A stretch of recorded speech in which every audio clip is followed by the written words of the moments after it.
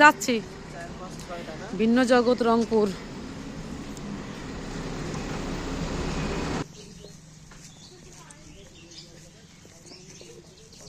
রংপুর ভিন্ন জগতে এখন এখানে টিকিট কাটতে হবে না ঢুকাবি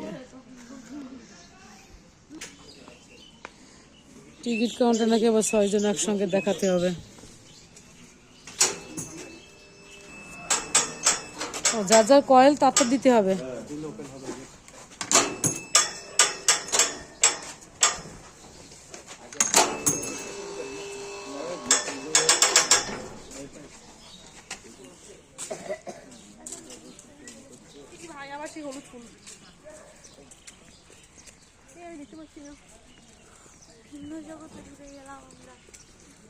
আমরা এখন ভিন্ন জগতে আছি নাকি, এক জগৎ থেকে আর এক জগতে আমরা শুরু।